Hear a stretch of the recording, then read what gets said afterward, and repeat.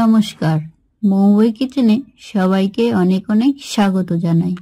আজ আমি বাড়িতে রুই মাছ দিয়ে আর শোলা কচু দিয়ে রান্না করব, আর এই রেসিপিটা আমি আপনাদের সঙ্গে শেয়ার করে নেব। এই দেখুন, শোলা কচুটা কিন্তু খুব বড়। এই মাছটা এখন আমি ভালো করে কেটে ধুয়ে পরিষ্কার করে নেব। শোলা কচুটা আমি ছুরি দিয়ে কেটে নিচ্ছি। এই শোলা কচু কাটার সময় একটু শক্ত, কিন্তু রান্না করলে বেশ খেতে ভালো লাগে। দু টুকরো করে কেটে নিলাম।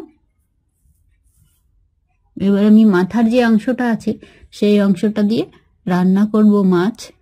তার জন্য আমি সরু সরু করে 4 টুকরো করে কেটে নিয়েছি। এই দেখুন, এতে প্রচুর পরিমাণে ক্যালসিয়াম আছে। যাদের ক্যালসিয়ামের অভাব আছে তারা অবশ্যই এই কচু খাবেন। আর ফোড়নের জন্য নিয়েছি তেজপাতা, শুকনো লঙ্কা, গোটা জিরে, কালো জিরে আর রাঁধুনি।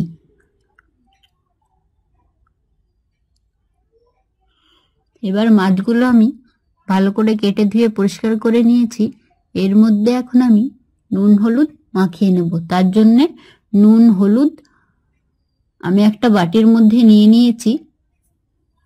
এবার এই মাছগুলোর মধ্যে আমি 2 চামচ সর্ষের তেল দিয়ে দেব।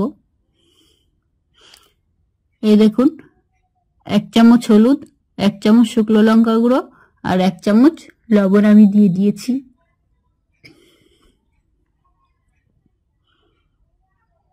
এর মধ্যে এখন আমি সর্ষের তেল দিয়ে দেব।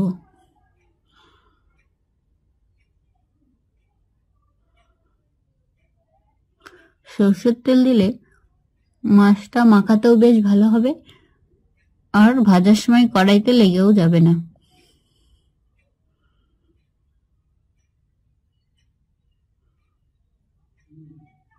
আপনারা প্লিজ পুরো ভিডিওটা দেখবেন। ভিডিওটা দেখার জন্য অনুরোধ রইল।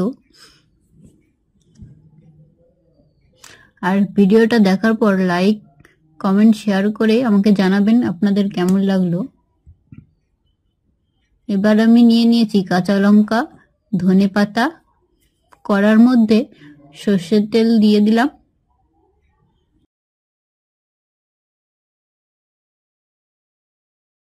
এবার আমি মেখে রাখা মাছগুলো তেলের মধ্যে দিয়ে দিচ্ছি।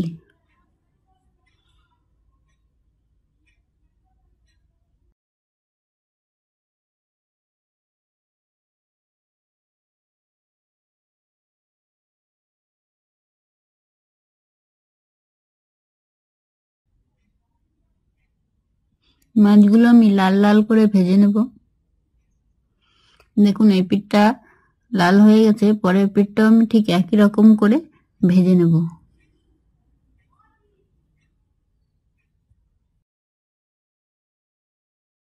পরের মাছগুলো আমি ঠিক একইভাবে ভেজে নেব।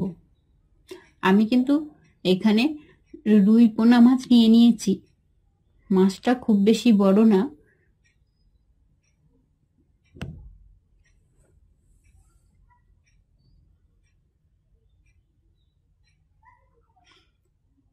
আপনারা যে কোনো ভাবে এই শোলা কচু রান্না করে খেতে পারেন।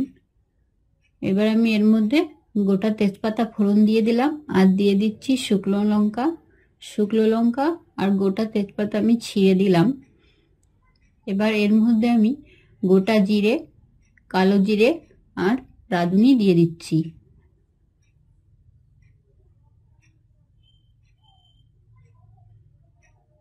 এগুলো হালকা লাল হয়ে গেলে আমি কচু দিয়ে দেব।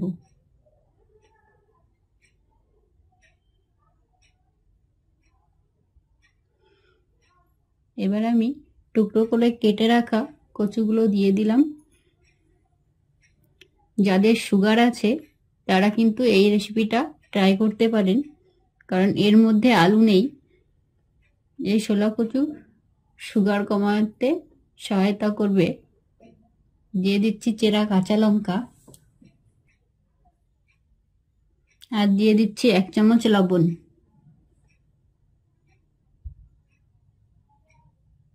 দিয়ে দিচ্ছি 1 চামচ হলুদ রঙের জন্যে।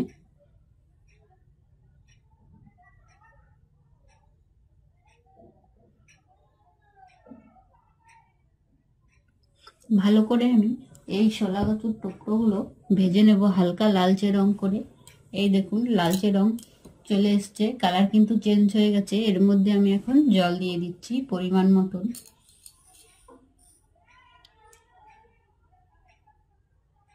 এই শোলা কচু আগে থেকে সেদ্ধ না করলেও হয়।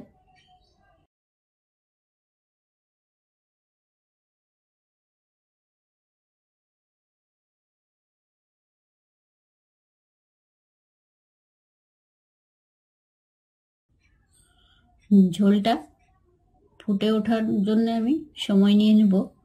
এবার আমি দিয়ে দিচ্ছি ভেজে রাখা মাছগুলো। আপনারা চাইলে এই রেসিপিটা শুধু মশলা দিয়ে রান্না করেও খেতে পারেন, যারা একটু মশলা পছন্দ করেন তাদের জন্য।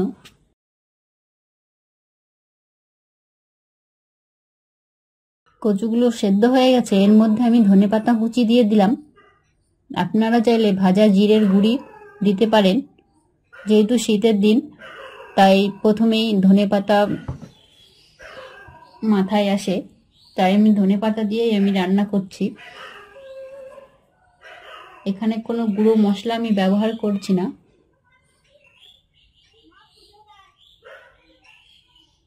যাদের হজমের প্রবলেম আছে তারা কিন্তু এই রেসিপিটা ট্রাই করতে পারেন একেবারেই কম মশলায়। খুবই সুস্বাদু একটি রেসিপি।